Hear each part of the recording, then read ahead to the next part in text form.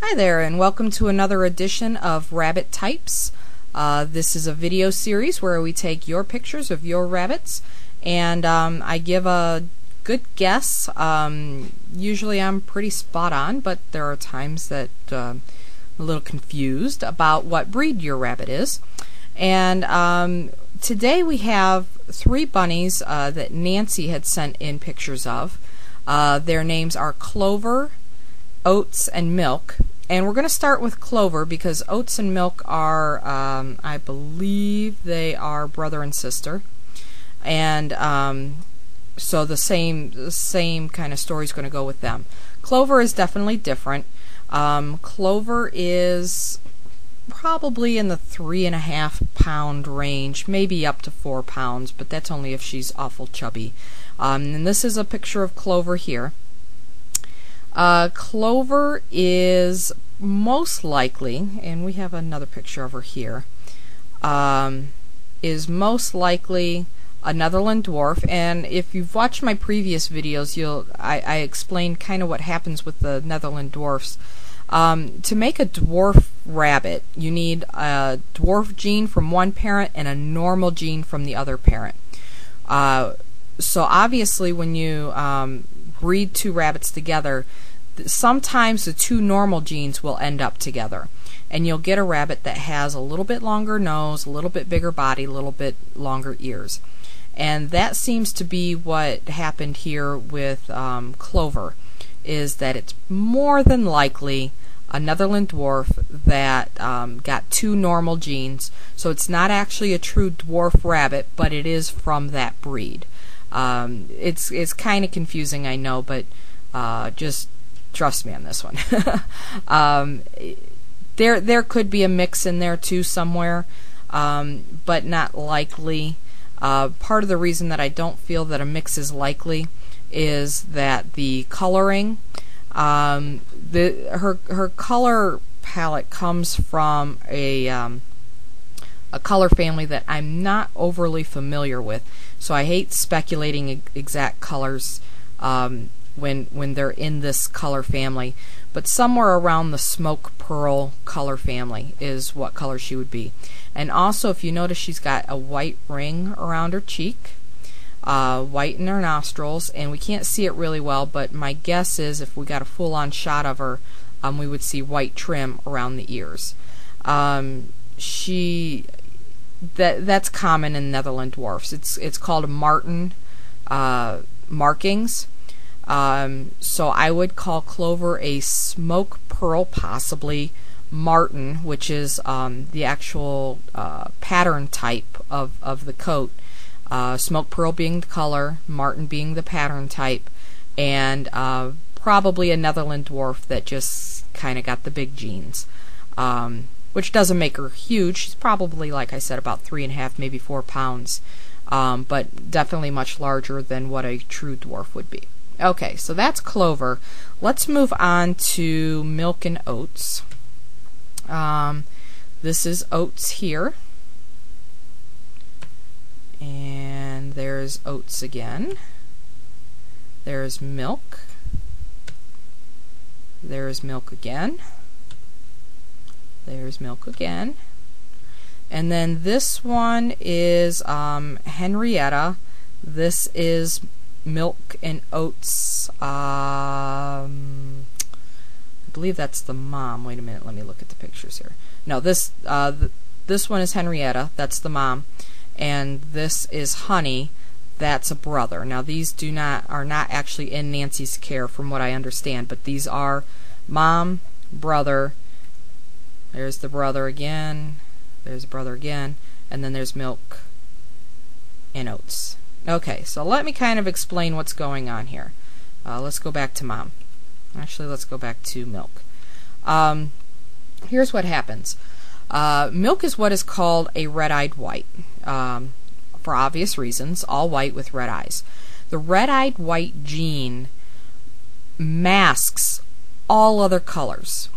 So if you're looking at 5 red-eyed white rabbits on a table, even if they're all related, if that red-eyed white gene was missing, you would see 5 different colored rabbits. The red-eyed white gene is used often in, or is most prevalent in the New Zealand white, which unfortunately is a meat breed. They're also often bred for laboratory reasons. They're very, very prevalent. There's a lot of New Zealand's out there, New Zealand whites. And the reason being that they're uniform in color, and you breed two red-eyed whites together, you always get a red-eyed white. No questions. It's very, very stable. So this is what happens. Somebody will end up with a red-eyed white, and for whatever reason will breed it with a rabbit of a different color. It could be a Dutch, it could be a chinchilla. What that does then is the red-eyed white rabbit has to have red-eyed white genes from both parents. So as soon as there's genes from one parent that are not red-eyed white, that do not carry that red-eyed white gene, all sorts of colors pop out, and odd colors, and just colors that you would never expect. And this is basically what happened. And here's my best guess. Mom here is of New Zealand descent, and she was probably at some time in her life, or at some time, came from her mom or dad was either a New Zealand white. One of her parents was probably a Dutch, and excuse me, they bred the two, and colors exploded all over the place. Because as soon as you breed a red-eyed white with a different color, all the colors that were hidden by that red-eyed white gene just come out, and you can see them. The reason that I think that it's a Dutch is if you look at the brother here, you can see right along here there's a lot of white markings. Let's see. There's a red-eyed white baby, which still can happen because red-eyed white genes can be hidden and pop up. And then you've got Oates here. Let me see if we have another picture of him, who has white on his nose, white on his feet. The white spotting like that, if you have a solid colored rabbit with a white nose, white foot, or kind of the belt that Honey had here, it's either caused by a Vienna gene or a Dutch gene. Now again, we have to look at, in order to really understand where some of these mixes can happen, we have to look at the source. And most people that would have a New Zealand, it's more likely that they have a Dutch rabbit as well. It's just like people that raise mini lops also have mini Rex. Well, people that have New Zealands tend to have Dutch as well. They don't tend to have blue-eyed white rabbits that carry the Vienna gene. So most likely this came from a person that had a Dutch and a New Zealand white, bred the two together, colors exploded everywhere, and that leftover Dutch gene is causing all of these mismarkings. So my best guess for this family of rabbits, again, there's Mom, and you can see there too, she's got a little bit of white on her nose, she's got white on her foot. This family of rabbits most likely is long descendant from a New Zealand white and a Dutch in there somewhere. Probably mixed breed, bred to mixed breed, and you end up with all these colors, all these different markings, with the only fairly certain thing is New Zealand white and Dutch. I hope that's helpful. I know that I threw a lot of information out there. Just remember that red-eyed white gene, it doesn't take away all the color, it just covers up all the color. And every time a red-eyed white is bred to a red-eyed white, all those other colors are in there mixing and mingling around and creating new patterns and new colors, and we can't see it because the red-eyed white gene is covering it up. But as soon as something else is added to the mix, as soon as there's a little bit of color, we've got all these color variations. This is what would be considered a red. This is a red-eyed white. This guy here, it's kind of hard to tell.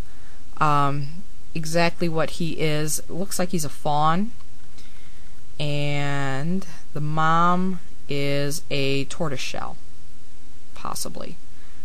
Yeah, she looks like a tortoiseshell. Let me see the other picture over. Yeah, the mom's a tortoiseshell, which again is a common Dutch color, so that wouldn't be too far out of line. So again, I hope that was helpful and give you a little bit of an explanation there. If you have a rabbit that's between 7 to 8 pounds, is an odd color, has a little bit of that white, sometimes they're solid color too, they don't end up with any of that white, but you really can't quite pin what breed it could be just because the colors are odd, or all the babies were different colors, all the siblings were different colors. Most likely you're dealing with a New Zealand mix where, you know, there was something mixed in there that made all that color explode. If you have questions about your own rabbit and want to know what breed your rabbit is, you can send me pictures and a brief description to the email address that will be posted at the end of this video. And please include the weight, about how old the rabbit is, whether it's a baby or a mature rabbit, what country you live in, and any guesses that you may have on what breed it is, or what maybe the pet store or the rescue or the breeder that you may have gotten your rabbit from, or even friends, what they think that it is. Sometimes that helps me just figure out with breeds that are a little bit more difficult. Alright, thank you very much, and we'll see you in the next video.